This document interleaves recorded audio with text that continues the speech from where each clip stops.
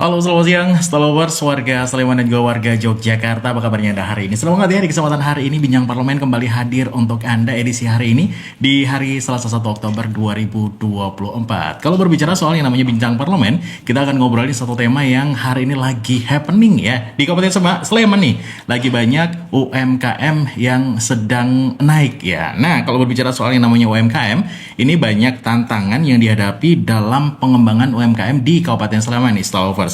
Contohnya adalah inovasi. Ya, kerap yang terjadi itu adalah usaha turun-temurun dengan pengembangan otodidak tanpa dilakukan pengembangan luasan yang lainnya juga. Dan untuk zaman sekarang adalah bagaimana cara inovasi itu bisa terjadi, itu adalah dengan digitalisasi dan memang harus serba digital sekarang ya. Terlebih pemasaran jadi faktor yang membuat banyak pelaku usaha itu gulung tikar. Stallovers, warga Sleman dan juga warga Yogyakarta, pertanyaannya adalah bagaimana kebijakan pemerintah Kabupaten Sleman dalam pengembangan UMKM di Kabupaten Sleman serta ini dari peran DPRD pengembangan UMKM di Kabupaten Sleman. Untuk Anda yang bergabung, WhatsApp masih kami buka ya. Line WhatsApp dibuka dari sekarang di 0818621013. Dan di kesempatan hari ini untuk Anda yang dengerin via streaming boleh di www.starjogja.com, harianjogja.com maupun di jogjastreamers.com. Kita masih di Bincang Parlemen yang disiarkan secara langsung dari Smart Room DPRD Kabupaten Sleman. Dan sudah hadir juga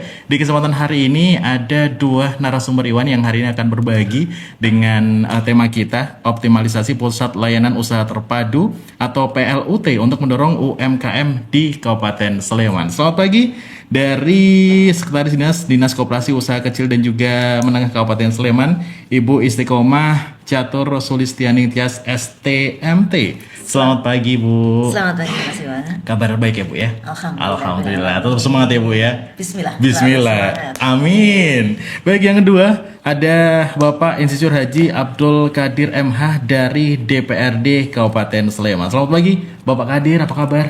Selamat pagi, Assalamualaikum warahmatullahi wabarakatuh. Waalaikumsalam. Ibu, hari ini semua sehat. Amin. Amin, semoga lancar ya. Amin. Baik, kita akan ngobrol selama 60 menit ke depan. Jadi buat Anda yang ingin berkirim pertanyaan buat kita terkait dengan tema kita, ada optimalisasi pusat layanan usaha terpadu untuk mendorong UMKM di Kabupaten Sleman. Sekali lagi, WhatsApp di 0818621013. Kita ke Ibu Ayi ya, ini panggilannya ya Bu ya. Iya, Ibu Ayi, kalau berbicara soal yang namanya UMKM yang ada di Kabupaten Sleman, ini secara kasat mata aja gitu kan, pengembangan UMKM kan sekarang sudah luar biasa nih. Kalau di Sleman sendiri nih, sebenarnya ada total atau ada jumlah UMKM itu yang terdata di Kabupaten Sleman, terlebih di Dinas Koperasi seperti itu Bu? Sampai saat ini memang kita selalu mengupdate data UMKM di Kabupaten Sleman ya. Alhamdulillah sampai saat ini ada sekitar 109.000 atau 109.792 unit UMKM. Kemudian di sana kita bagi dalam skala kecil dan mikro. Jadi untuk skala kecilnya itu 169 unit dan menengahnya 1. Artinya sisa dari itu adalah skala mikro. Jadi sesuai dengan kewenangan pemerintah kabupaten, bahwa kalau pemerintah kabupaten ini kewenangannya adalah dalam pembinaan UMKM khususnya mikro. Jadi kita fokus pada UMKM yang skala mikro sesuai dengan ketugasan dari Undang-Undang 23 tentang pemerintah daerah. Sementara yang kecil itu ada di provinsi dan yang menengah ada di pusat. Tapi koordinasi, kolaborasi, sinergi dengan pemerintah pusat maupun provinsi terus kita lakukan. Ada 109.000 lebih ya, UMKM yang ada di Kabupaten Sleman. Itu terdiri dari murni UMKM atau ada UKM-nya sendiri juga? Tadi untuk kecilnya 169 sedangkan menengahnya 1 ya. Itu juga terbagi di provinsi dan juga di kota ya, tadi sempat dijelaskan juga ya. Kalau UMKM-nya ada di Sleman, tetapi sesuai dengan Undang-Undang 23 itu kewenangan pemerintah kabupaten khususnya adalah di usaha mikro. Jadi yang 169 usaha kecil tadi ada di Sleman juga, tetapi kewenangan langsung adalah pemerintah provinsi. Kemudian yang skala menengah itu ada di Sleman juga, tetapi kita selalu berkoordinasi untuk pembinaannya karena perkembangan UMKM baik itu mikro tidak terlepas juga dari peran usaha kecil tentunya. Ibarat orang tua dan anak begitu ya, tentunya bagaimana kemudian usaha-usaha mikro ini bisa digandingkan dengan usaha-usaha yang lebih besar untuk saling mengangkat, saling berkolaborasi begitu. Dan kondisinya sekarang ini bagaimana nih untuk yang mikro dan juga yang menengah tadi? Alhamdulillah dari beberapa pancingan kegiatan kami dalam kemitraan, kemudian juga dalam kolaborasi antara si kecil dengan si besar begitu ya, itu bisa berjalan harmonis meskipun itu juga dengan intervensi kami ya, intervensi pemerintah kabupaten tentunya dalam hal ini khususnya Dinas Koperasi UMKM, bagaimana supaya ada keperpihakan terhadap usaha mikro. Jadi ketika usaha itu awal, ibarat anak itu ya Mas ya, ketika anak itu masih perlu dititah ya kita titah dulu gitu kan, ketika dia perlu bisa dilepas ya dilepas pelan-pelan begitu, ketika kemudian dia besar makin besar, nah, dia wajib dong dia gandeng adiknya seperti itu. Nah ini yang intervensi yang kita lakukan. Jadi ada kegiatan dan juga pendampingan yang dilakukan Betul seperti sekali, itu ya. ya. Nah, kalau berbicara soal yang namanya lokasinya yang dari Kabupaten Sleman itu kan luas nih ya. Biasanya nih paling banyak tersebar di daerah mana nih untuk yang di Kabupaten Sleman sendiri? Ya, kalau untuk sebaran UMKM itu sebenarnya sebanding dengan sebaran penduduk. Jadi karena sebenarnya kan UMKM itu sendiri sangat luas sekali ya. Orang dagang juga UMKM begitu kan. Orang berproduksi juga UMKM, berproduksi dijual contoh kecil sederhana saja misalnya bikin roti langsung dijual itu juga UMKM itu ya. Sehingga otomatis memang logis ketika sebaran UMKM itu sebanding dengan sebaran jumlah penduduk dan memang kalau dari sisi wilayah desa kotanya tentu makin ramai, makin banyak penduduk, makin banyak UMKM-nya gitu. Sektor yang paling banyak yang ada di Kabupaten Sleman? Jasa lainnya. Oke. Ya, sektor kalau kita mengacu dari sektor di PDRB itu ya Mas ya. Jadi untuk yang paling banyak itu jasa lainnya, kemudian berikutnya itu pedagang dan setelah itu baru makan minum, itu yang ketiga paling besar. Oke. Baik, ini kita ke Pak Kadir dulu nih. Pak Kadir, kalau berbicara soal UMKM yang ada di Kabupaten Sleman itu luar biasa ya. 109.000 something. Ya. 109.700 berapa gitu tadi Bu ya? 792. Oke, Ya. 109.792 nih, udah banyak banget ya tersebar di Ya. seluruh Kabupaten Sleman nih. Dari Pak Kadir selaku dari DPRD Kabupaten Sleman nih, bagaimana nih menilai untuk UMKM yang ada di Kabupaten Sleman sekarang bisa naik dan juga semakin banyak nih Pak? Baik, terima kasih. Assalamualaikum warahmatullahi wabarakatuh. Selamat pagi semua. Pak Pemirsa, jadi bagi saya UMKM itu sudah menjadi nadi ya di hidup saya. Sampai hari ini saya masih menjadi Wakil Ketua Umum Asosiasi Asmido Pusat.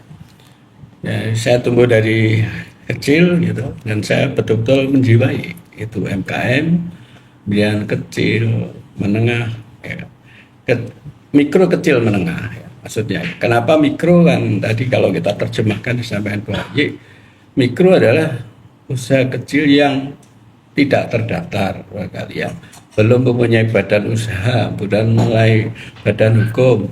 Jadi betul-betul dia membuat produk apa dia jual, masalah legalitasnya belum ada.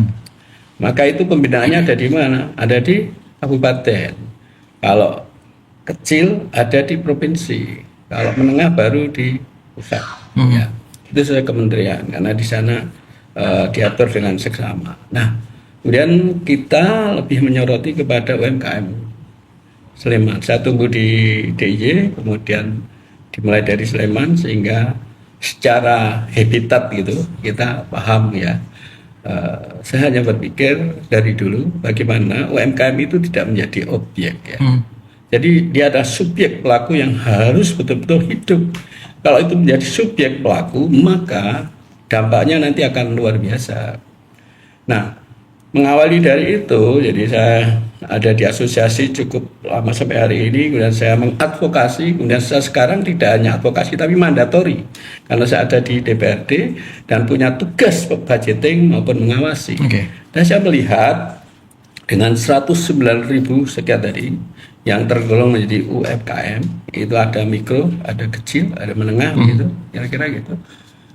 Maka untuk naik kelas, kita mengapresiasi Dinas Koperasi dengan plutnya, bahkan sebelumnya itu sudah membuat kelas dari kelas 1, 2, 3, 4, 5 gitu ya. Yang artinya kalau 109.000 tadi hanya 0,1 atau 2% itu yang sudah betul-betul di kelas settle ya. Ya, nah, gitu. Dan di bawahnya lagi itu sekitar 0,4% itu kondisinya kalau dalam bisnis sudah 5 tahun ke atas ya, artinya sudah menapaki itu gitu. Kemudian yang ketiga yang baru memulai dan sudah bisa hidup itu sekitar 1,6-7%. Nah, kalau melihat dari itu maka ya memang tempatnya kita mengapresiasi karena mikro ini kita lahirkan dan tumbuh untuk menjadi naik kelas. Tanpa dasar itu kita tidak bisa menilai. Kita lihat 109.000 itu bukan jumlah yang kecil. Kalau cakupan bisnisnya dari jasa lainnya, kemudian makanan, minuman, dan seterusnya, siapa lagi kalau nggak ada dinas yang concern untuk itu? Maka kerjasama yang baik antara eksekutif dengan legislatif itu harus ditonjolkan, ya, diutamakan. Karena nanti akan berhubungan dengan penganggaran program. Dan kami akan concern melihat itu. Nah, capaian apa yang ada di Sleman? Mikro ini sekarang kalau kita lihat penghargaan, lihat di pameran-pameran di pembinaannya, di Sleman itu cukup sangat dinamis. Gitu. Jadi itu kita apresiasi hingga pembinaan yang dimaksud itu betul-betul bisa efektif, baik perlembagaannya, baik SDM-nya, bagaimana mereka untuk bisa mengikuti perkembangan zaman saat ini. Oke, baik. Tadi juga sempat dijelaskan ya, untuk yang mikro itu kan banyak yang belum terdaftar nih terkait dengan pendaftarannya atau kebijakan. Mungkin ada kebijakan tersendiri terkait dengan itu bisa sampai terhitung itu apakah mereka sudah mengajukan dulu atau bagaimana, Pak? Jadi begini, nama aja proses pembinaan. Proses pembinaan itu kan dinas akan mendatangi. Jadi ada potensi yang bagus, ya nanti Bu Ayi dengan bidang-bidang yang membidangi. Dia akan melihat, mengevaluasi, bahkan mendatangi, bahkan akan pembinaan secara tidak langsung. Karena kalau secara langsung berarti kan harus kenal dulu di bawah dia. Secara tidak langsung maka dia akan mendatangi bahwa ada plut ini. Ya. Plut itu apa tugasnya? Tugasnya di situ kan berisi para konsultan, ya. Ada yang concern di bidang itu, sehingga tadi yang tidak punya izin atau yang baru memulai usaha maka akan kita daftarkan pertama.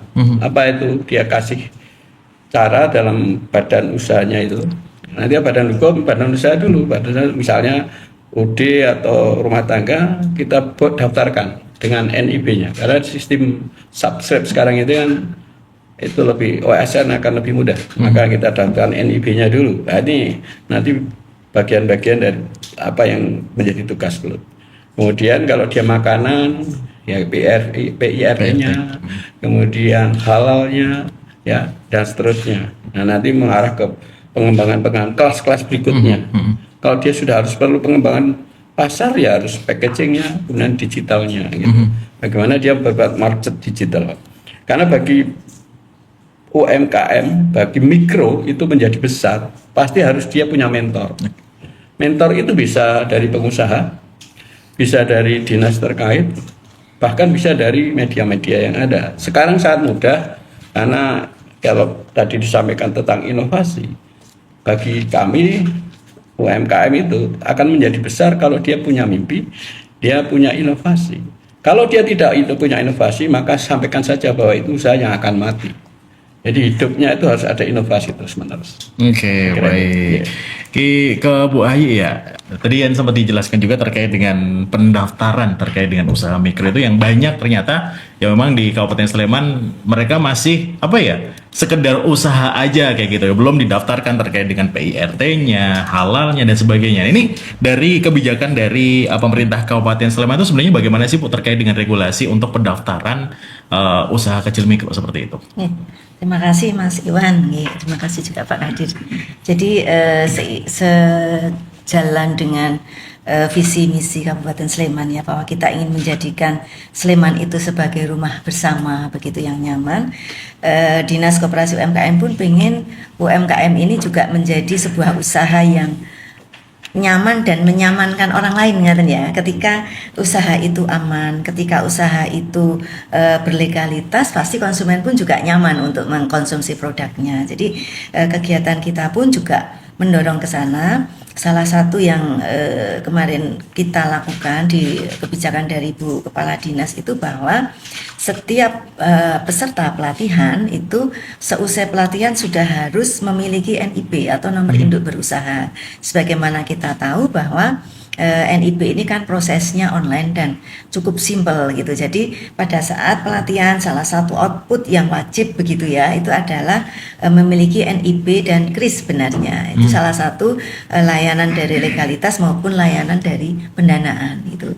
Dengan mereka memiliki NIB dan KRIS tentu satu modal dasar sudah mereka miliki gitu ya. Kemudian untuk legalitas teknis seperti PIRT, sertifikat halal, seperti itu kita ada kegiatan fasilitasinya itu. Jadi di tempat kami di dinas itu ada sebuah tim yang namanya fasilitasi layanan pembiayaan. Di situ ada kegiatan-kegiatan yang berkutat tentang bagaimana UMKM itu meningkat legalitasnya sejak dari NIB sampai legalitas teknis, PIRT, halal, SLHS dan sebagainya. Termasuk juga nanti kita hubungkan dengan POM. Jadi kami berharap tadi seperti yang disampaikan oleh Pak Kadir bahwa UMKM ini pelan tapi pasti senantiasa naik kelas gitu ya. Oke. Jadi kalau tadinya masih di kelas 1 ya naik ke kelas 2, kalau tadinya kelas 3 ya naik di kelas 2 naik di kelas berikutnya. Jadi di tempat kita memang benar yang disampaikan oleh Pak Kadir tadi bahwa yang paling banyak itu masih di level 1 itu. Jadi ada 98.000 sekian untuk level 1, kemudian level 2 itu ada 9.000 sekian, kemudian level 3 itu ada 1.600-an, level 4 itu ada 400-an, dan level 5 yang tertinggi itu baru 200-an. Ini menjadi PR bagi kami. Sisanya itu memang masih belum terklasifikasi meskipun sudah terdata di tempat kami. Yang ini kan baru nggak nyampe 109 yang berhasil kita leveling ya, tapi sisanya itu masih belum terleveling tetapi terdata. Jadi PR Dinas Koperasi UMKM masih banyak sekali ya. Nanti terima kasih sekali tadi sudah kita dengarkan bersama bahwa komitmen dari Dewan ternyata sangat mendukung gitu ya dari pengembangan UMKM di Kabupaten Sleman ini. Semoga konsistensi dari UMKM ini untuk terus berusaha naik kelas bisa berlangsung. Oke, baik. Dari DPRD Kabupaten Sleman juga sudah full support Ya, di sini betul, ya. ya. Nih, satu lagi pertanyaan terkait dengan kualifikasi kelas tadi. Ini yang menentukan terkait dengan dia level 1 atau kelas 1 dan seterusnya itu dari apanya, Bu? Kita pernah melakukan kajian tentang leveling UMKM ini. Di situ level 1 ada kriterianya sendiri, tapi mohon maaf kalau secara detail saya tidak hafal ya Mas. Jadi level 1 ada kriterianya, level 2 masing-masing level ada kriterianya, dan itu baik dari sisi legalitas, jumlah tenaga kerja, cakupan pemasaran maupun tingkat modal itu, ketergantungan keuangan maksudnya. Jadi apakah seberapa besar mekanisme pembiayaan dia itu juga menentukan. Jadi kalau masih kecil biasanya kan dari uang sendiri, belum berani pinjam dan sebagainya seperti itu. Tetapi masih bolong sana bolong sini, neraca keuangannya juga masih campur dan sebagainya seperti itu. Tapi nanti makin meningkat, percaya dirinya juga makin berkembang, maka sumber pembiayaannya pun juga akan makin luas. Itu juga menjadi salah satu kriteria leveling. Baik.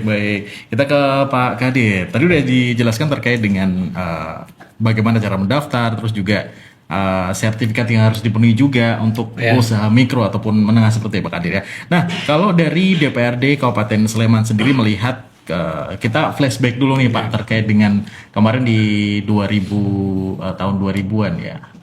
Pandemi nih sedang melanda nih. 2019, 2020. Ya, pandemi ini melanda nih di Indonesia dan banyak sekali UKM atau UMKM yang mau nggak mau harus gulung tikar nih. Nih untuk yang sedang berjuang ataupun yang masih berjuang itu kan lumayan banyak di Kabupaten Sleman. Ini bagaimana dari Pak Kadir selaku dari DPRD Kabupaten Sleman menanggapi ini? Baik. Jadi saat pandemi itu saya menjadi ketua gugus COVID DPRD Kabupaten Sleman yang tentu pertama kita harus mengutamakan keselamatan dulu ya, pencegahan pelindungan. Setelah mencegah melindungi dan itu terpenuhi, bahasanya terpenuhi, maka akan timbul yang kedua. Yang kedua adalah mereka pasti tidak akan mempunyai pekerjaan, berkurang. Kalau sudah yang pegawai dia masih bekerja ya, pegawai ASN ataupun perusahaan BUMN. Tapi bagi mereka yang lepas berusaha harian, kemudian pengusaha-pengusaha mikro kecil itu tentu pasti dia akan kehilangan pencaharian.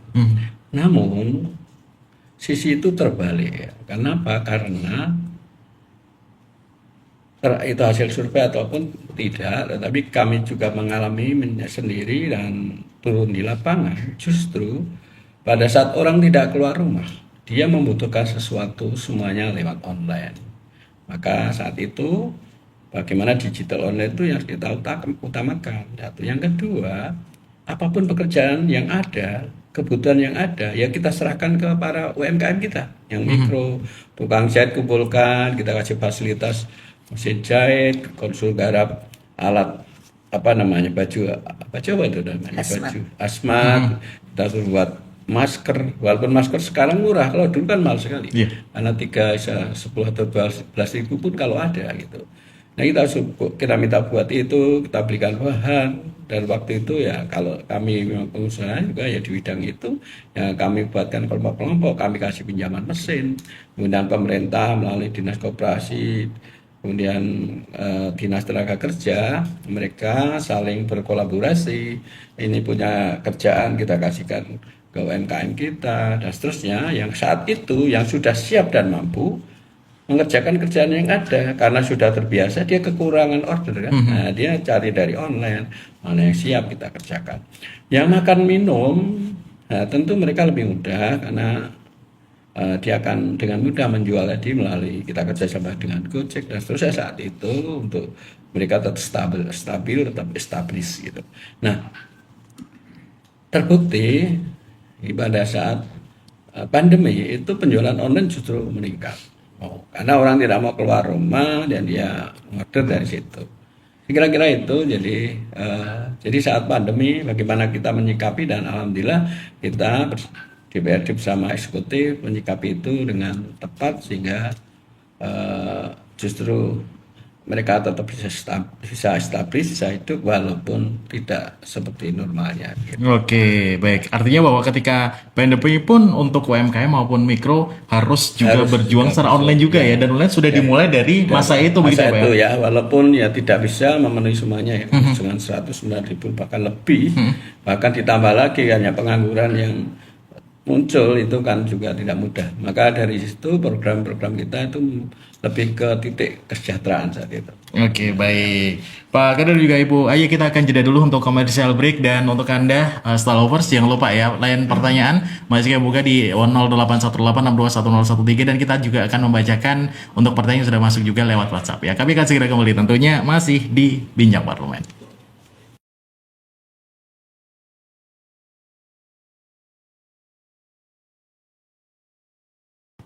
Iya, terima kasih Anda masih bersama dengan kami tentunya di Bincang Parlemen yang disiarkan secara langsung dari Smart Room DPRD Kabupaten Sleman dan siarkan secara langsung melalui Star FM. Ya, dan buat Anda yang sudah bergabung di WhatsApp kita 0818621013, terima kasih, dan habis ini bakalan kita bacakan untuk pertanyaan Anda. Masih bersama dengan kita tentunya ada Sekretaris Dinas dari Dinas Koperasi Usaha Kecil dan juga Menengah Kabupaten Sleman, ada Ibu Istiqomah Jatoro Sulistianing Tias STMT beserta dengan Bapak Insinyur Haji Abdul Qadir MH dari DPRD Kabupaten Sleman ya. Tema kita masih sama ya, belum berubah. Ada optimalisasi pusat layanan usaha terpadu atau PLUT atau PLUT untuk mendorong UMKM di Kabupaten Sleman. Kita baca yang sudah masuk di WhatsApp dulu ya, 0818621013. Halo, selamat siang. Ada Pak Revianto ya. Mau tanya terkait dengan UMKM, ini bisa dikatakan naik kelas itu yang seperti apa, dan apakah ada parameter khusus untuk menilainya? Kita ke Ibu Ayi, mau silakan. Iya, terima kasih Pak Suryanto ya. Pak Revianto. Oh, Pak Revianto, mohon maaf. Pak Revianto, selamat siang, selamat pagi menjelang siang ya Bapak. Jadi sebelum saya menjelaskan kriteria, perlu kita samakan frame dulu bahwa leveling ini gunanya adalah untuk menempatkan tembakan kalau senapan seperti itu ya Bapak ya. Jadi leveling ini adalah untuk menempatkan program kegiatan kami terhadap sasaran begitu. Jadi kita ada beberapa kriteria, yaitu jumlah tenaga kerja, kemudian omset, kemudian legalitas, kemudian juga akses keuangan. Nah, jadi bukan berarti kemudian kelas 1 itu lebih rendah dari kelas 2 dan seterusnya, tidak. Tetapi bagaimana kemudian kita bisa memberlakukan atau memberikan program kegiatan kepada UMKM yang legalitasnya kurang, kemudian cakupan pemasarannya itu masih terbatas, begitu. Tentu pendekatan kita akan sangat berbeda ya ketika UMKM itu misalnya si A tenaganya masih pakai tenaga dia sendiri, mungkin dengan 1-2 orang tetangga, dengan si B yang dia sudah memiliki tenaga kerja misalnya 10 orang dan seterusnya. Nah, ini tentu pendekatan pembinaannya, pendampingannya akan sangat berbeda. Jadi leveling itu seperti itu. Jadi kapan naik kelasnya? Ya naik kelasnya ketika sesuai dengan kriteria kita, tetapi bukan berarti kemudian kita berhenti, tidak, tetapi ada pola pembinaan yang berbeda pada masing-masing level tentunya seperti itu. Dari dengan kriteria yang tadi saya sampaikan, angkanya berapa dan sebagainya, monggo silahkan sowan ke Dinas Koperasi UMKM, nanti Bapak bisa berdiskusi lebih lanjut dengan kami.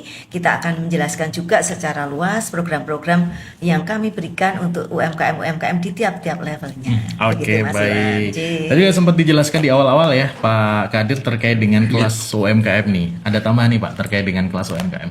Baik, jadi kelas UMKM ya. Jadi kalau secara parameter saya sebut pembinaan kedinasan itu ada leveling, ada kan sekretaris ya itu aja. Ya kalau tidak ada itu maka kita tidak bisa membedakan pembinaan mau macam apa yang akan kita berikan, karena itu bagian dari pembinaan agar efisien, efektif sehingga timbulnya produktif. Kan? Nah, dari sisi yang paling jamak itu tentu UMKM itu kalau saya memandangi dimulai dari mereka berusaha sebagai DNBI saja. DNBI artinya ya yang ngabai, ya tukang, ya dodolan, ya masak, ya dibawa kemana sendiri. Gitu ya. Manpowernya satu Ya, gitu ya. dan Yang punya biasanya gitu. hanya gitu. Jadi ini bukan berarti terus mikro loh. Berarti sendiri pun bisa punya omset tertentu kalau itu persen omset. Gitu. Bisa levelnya di level 3, level 4 gitu. Nah kemudian DNBI nanti berubah menjadi juragan. Namanya juragan oriented. Jadi saya punya suatu skema dalam pembinaan ya, motivasi saya itu dari DNBI kemudian menjadi juragan oriented. Juragan oriented itu adalah dia sudah punya tenaga kerja, dia sudah punya itu semua, tetapi masih ditunggu nih, ya masih semuanya karena juragani gitu ya, sana kemari ditunggu, gue nyambut gaya apa dan seterusnya, kamu kerja apa sampai di mana gitu. Itu levelnya di situ. Nah level yang berikutnya lagi, kalau saya menyebut ada sistem oriented. Jadi mereka sudah punya sistem. Ini manajernya, ini tugasnya apa, dan seterusnya dia bisa kemana-mana tinggal kontrol aja. Ada penanggung jawab masing-masing. Nah, ini kelas-kelasnya yang saya memaknai seperti itu, dan itu juga saya alami sendiri ya kan. Mungkin saya menjadi DNBI sebentar saja gitu, kemudian jadi juragan sebentar saja, saya kemudian sudah beralih menjadi menjadi sistem oriented karena saya bisa berorganisasi kemana-mana dari tingkat daerah, DIY sampai nasional dari semenjak saya untuk membuat jejaring, dan jejaring itu sangat perlu karena bisnis itu dibutuhkan satu adalah keberanian, ini yang nggak bisa ditolak, ini yang nggak bisa dilawan, dan ini yang harus hakiki. Tanpa keberanian kita akan menjadi pengusaha. Yang kedua kita harus punya jejaring, maka kita harus berorganisasi, aktif bermitra dengan pemerintah dan lembaga dan seterusnya. Itu untuk apa? Untuk membuka jendela kita. Gitu. Jadi naik kelas itu kalau sudah mengikuti jenjang itu, maka kelasnya akan naik terus. Nah sistem yang ada mengenai badan usahanya, badan hukumnya itu akan mengikuti, karena itu menyangkut barrier yang ada dari pemerintah. Nah untuk mencapai itu bisa kredit kan harus banker ya, bankable gitu ya. Berarti kan harus badan usaha dan badan hukum gitu. Nah pemerintah, bank itu punya barrier yang harus dia ikuti, ya kan? Kan tidak ada namanya usaha, sepengetahuan saya. Saya membina, saya memulai siapapun itu Kalau usaha itu dimulai dari dikasih modal dengan mudah, maka dia tidak akan sustainable, dia tidak akan struggle. Pasti dia akan minta lagi dan minta lagi. Gitu. Nah, ini problem besar kita. Yang harus kita lakukan adalah sistem pembinaan skill, pembinaan knowledge-nya, kemudian pasar digitalnya dan seterusnya. Kalau saya ingin itu di digital ya, bagaimana kita ajari dia naik kelas untuk ada di platform digital. Karena nanti ke depan semua bahkan duit pun akan jadi digital. Ini harus kita ikuti. Dan ingat bahwa di dalam teori ekonomi kita dulu, SWOT, ya, analisa SWOT itu kan pentingnya adalah di ruang gerak dan waktu, ya, placement, ya kan, distribusi, kemudian production, dan kemudian quality. Nah, pada saat kita mengikuti timing waktu, itu sekarang sudah bergeser. Kalau kita dulu waktu kita buat ini 50, untuk dikenal orang ke 50 itu kita harus menjajakan ke suatu tempat untuk dikenal. Sekarang kan tidak. 50 gitu kita klik, ya kan. Kalau kita sudah punya platform digital, itu akan sebentar lihat banyak orang, dia beli. Jadi ruang gerak dan waktu itu sudah kembali ke masa sekarang, ada masa digital itu. Itu yang harus dimaknai. Dan mau nggak mau juga harus go digital, harus sudah lebih proses begitu ya? Harus, kalau tidak ya kita akan ketinggalan zaman gitu. Oke, baiklah. Tadi Pak Revianto ya yang ada di Jogja, terus ada juga Mbak Septi. Ini yang banyak ditanyakan nih terkait dengan kemudahan akses pembiayaan seperti itu. Monggo, Bu Ayi. Ya, terima kasih Mbak Septi. Jadi untuk akses pembiayaan kita berkolaborasi dengan beberapa pihak, dengan perbankan, juga dengan mitra kita di dalam pemerintah kabupaten sendiri. Kita memiliki UPT dana penguatan modal. Di sana ada pembiayaan dengan bunga 3% per tahun. Ini sangat kecil sekali ya. Kemudian dengan grace period 4 bulan. Ini cukup sangat kompetitif skema ini dan banyak diminati oleh UMKM.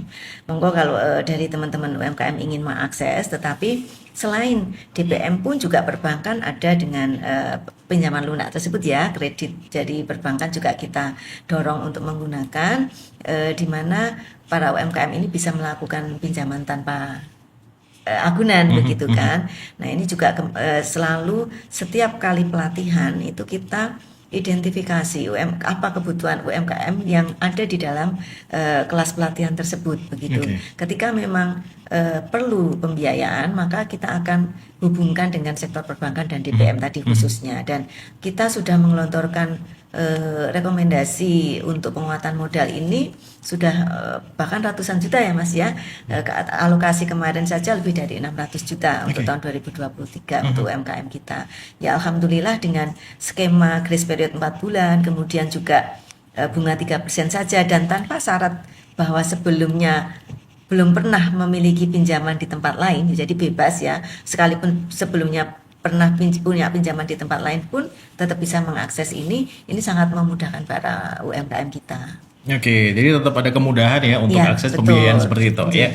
Terus ada juga dari Mbak Indira, mau tanya nih terkait dengan menjaga rasa bagi pengusaha UMKM kuliner itu sangat penting nih. Betul. Apakah dari Dinas Koperasi itu ada semacam pembinaan untuk soal mungkin lebih ke arah kuliner seperti itu ya? Monggo silakan. Ya, kita memiliki banyak sekali BIMTEK ya Mas ya. Jadi sejak dari BIMTEK yang sifatnya teknis maupun yang non teknis ya, yang hard skill maupun soft skill, meskipun tentu pembinaan itu tidak hanya berdiri sendiri dilakukan oleh Dinas UMKM saja, karena kalau kita melihat satu unit UMKM itu aspeknya sangat banyak itu ya. Kita selantiasa berkolaborasi dengan instansi teknis, bagaimana contohnya misalnya kalau tadi contohnya adalah makanan ya, sejak dari aspek penyediaan bahan baku misalnya, berarti kita berkolaborasi dengan pertanian.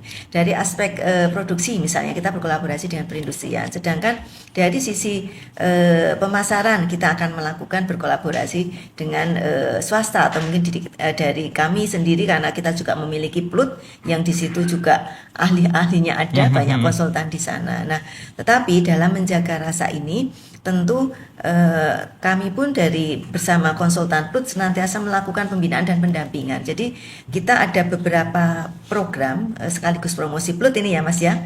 Ada Konyeni ya, itu Konyeni itu singkatannya adalah konsultasi Senin ini. Jadi Konyeni, kemudian ada Konrabi gitu ya Mas ya. Sudah rapi belum nih? Itu ada kepanjangan juga tuh. Ya, konsultasi Rabu ini. Oke. Gitu. Kemudian juga Kon Haji, sudah haji belum Mas gitu ya, yang belum Kon Haji gitu ya. Konsultasi Jumat ini. Ya, itu sebenarnya konsultasi-konsultasi yang bisa diakses oleh setiap UMKM yang ada di Kabupaten Sleman. Silahkan yang memerlukan tadi misalnya, wah saya pengen rasanya itu biar terkoreksi, gimana sih mbok saya dikurasi, silahkan datang ke PLUT begitu. Kemudian kalau misalnya wah saya jauh dari PLUT gitu ya, kita ada kopi mantap gitu ya. Jadi konsultasi bisnis yang di situ lebih proaktif. Jadi konsultan-konsultan dari PLUT datang ke lokasi. Nanti silahkan para UMKM itu berkumpul di kelurahan misalnya, kemudian teman-teman konsultan itu siap untuk mendatangi mereka. Nah, disinilah kesempatan yang bisa digunakan untuk pendampingan terus-menerus secara free tanpa kita harus melalui sebuah program tertentu. Jadi ini tidak by program, kapanpun siapapun bisa mengakses. Kalau tadi masalah rasa dan sebagainya, silakan, bahkan dari sisi packing pun juga akan kita dampingi seperti itu. Berarti untuk proses kegiatan pendampingan juga misalnya dari UMKM itu memerlukan dan tidak harus menunggu pelatihan ada seperti itu ya, setiap hari pun bisa konsultasi seperti itu ya. Kalau pelatihan kami banyak sekali, ada sejak dari proses produksi tadi, kemudian ada pemasaran, ada packing, ada digital marketingnya, banyak banget pelatihan, termasuk juga bagaimana kita fasilitasi PIRT misalnya kan ada BIMTEK-nya dulu, itu juga kita ada. Oke, baik. Kita ke Pak Kadir nih terkait dengan DPRD Kabupaten Sleman nih. Peran nih dari DPRD Kabupaten Sleman untuk pengawasan dari optimalisasi pusat layanan usaha terpadu atau PLUT ini bagaimana Pak Kadir? Baik, jadi kita bicara regulasi ya. Jadi PLUT ini kan perintah peraturan menteri ya, dengan peraturan menteri yang tertuang disampaikan Bu Sekretaris tadi. Tetapi perintahnya adalah kita untuk membuat PLUT, tapi anggarannya diminta dari APBD daerah kan gitu. Artinya kalau sudah demikian maka peran DPRD hadir di situ. Apapun kita mesti menyiapkan gitu.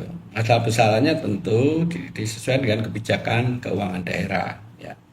Nah, DPRD mendorong itu semuanya karena untuk menciptakan pengusaha-pengusaha dari mikro kecil menengah itu kan pemerintah harus hadir. Nah, hadir itu bersama eksekutif yang menjalankan, DPRD yang menyetujui dan penganggaran. Kalau sudah tentu harus diawasi.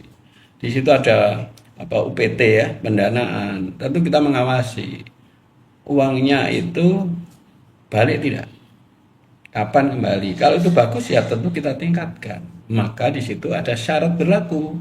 Ketentuan syarat berlakunya adalah bahwa pinjaman itu harus kembali, ada grace periodnya, kemudian ada periode pengembaliannya kapan, kemudian yang paling penting tentu tetap ada BI checking gitu, kemudian tentu ada juga namanya agunan gitu ya. Tanpa itu tentu kami tidak berani. Artinya bahwa kita ngajari mereka bahwa utang itu ya harus dikembalikan, utang itu juga digunakan untuk apa gitu. Ini ada bagian dari pembinaan yang kita lakukan. Maka nanti Dinas Koperasi di bawah Bu Kepala Dinas dan Bu Sekretaris ini, dia akan betul-betul memverifikasi lebih detail usahanya seperti apa, kelasnya kayak apa, opsinya berapa, beneran atau tidak, lokasinya di mana, punya masalah nggak dengan BI checking. Dia belum pernah hutang nggak apa-apa, tapi dia tidak pernah punya masalah BI checking.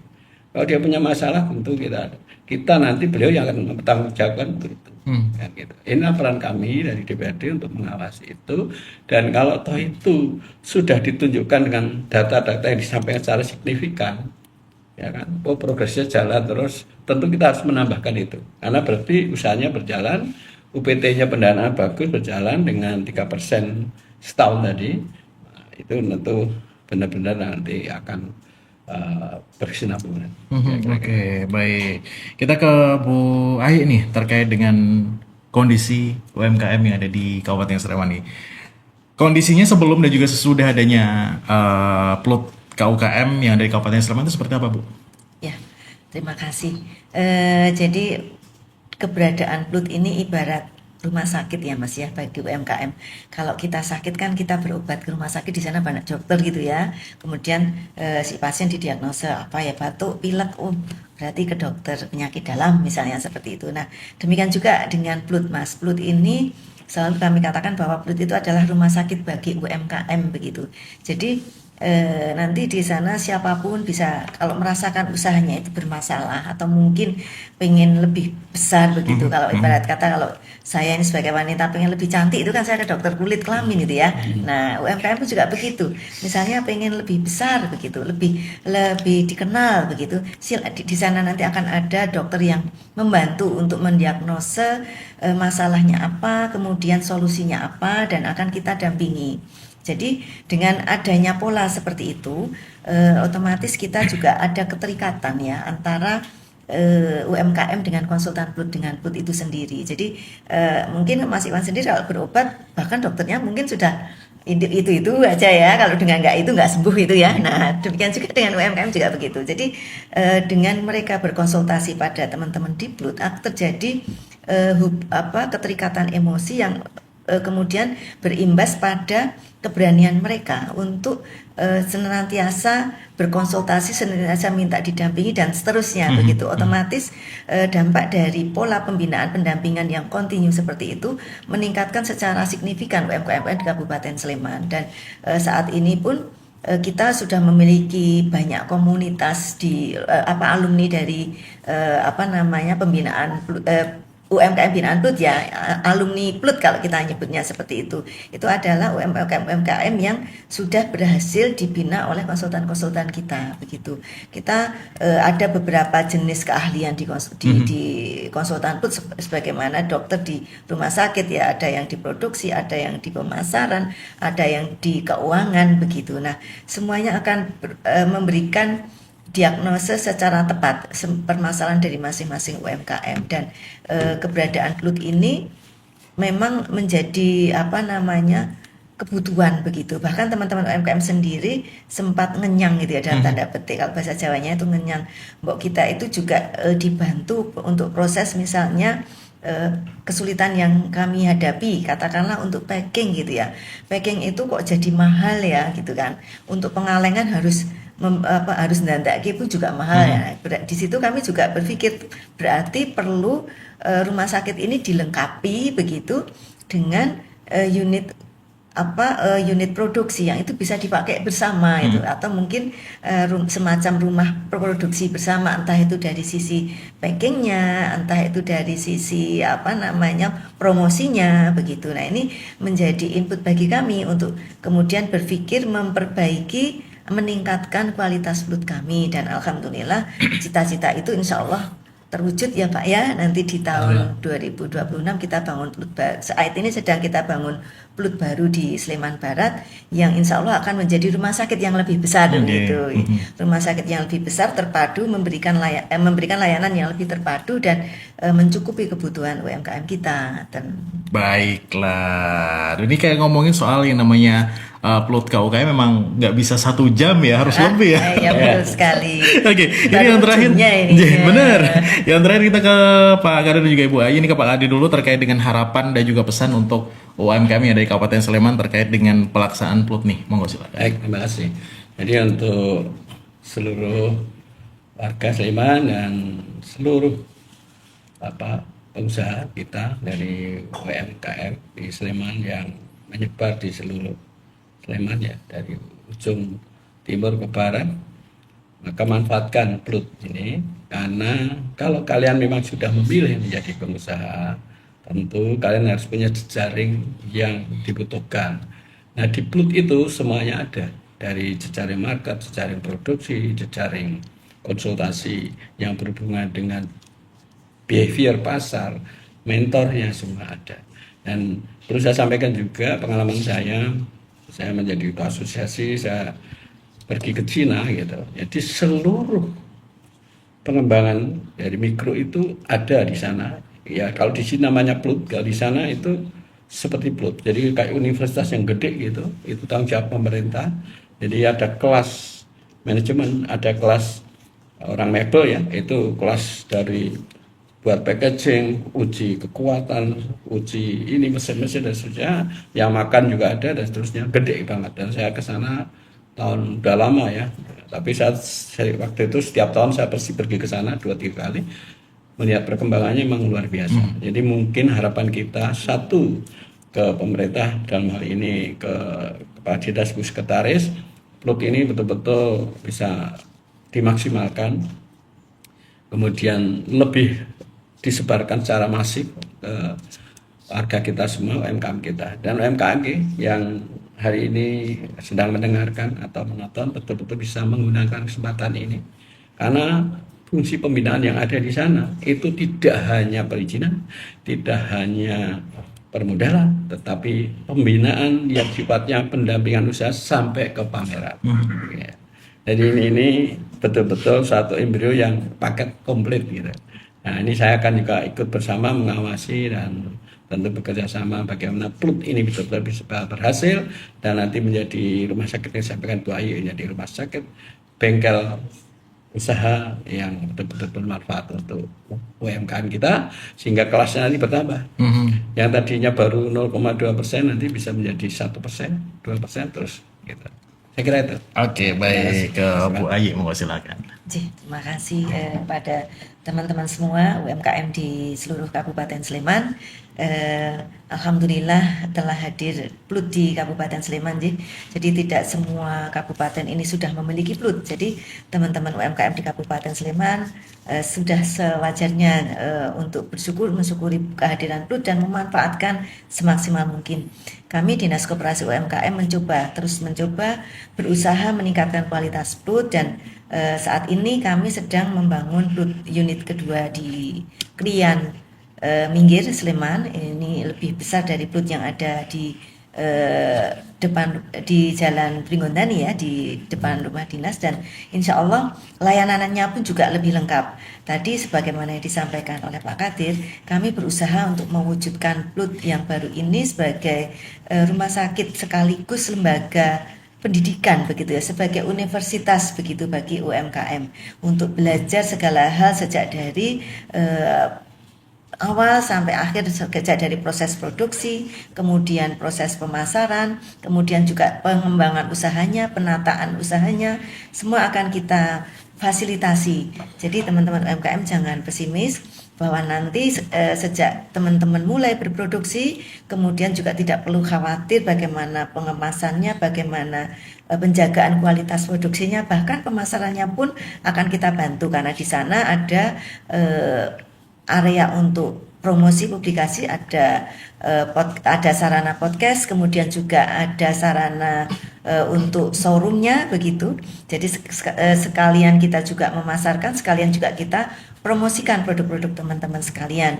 Jadi monggo mengakses PLUT dengan optimal, dengan maksimal. Akan hadir konsultan-konsultan untuk teman-teman sekalian yang senantiasa siap sedia dan bahkan tidak hanya hadir ke PLUT ketika dibutuhkan untuk meluncur ke lokasi panjenengan semua, insya Allah teman-teman konsultan PLUT pun akan siap sedia.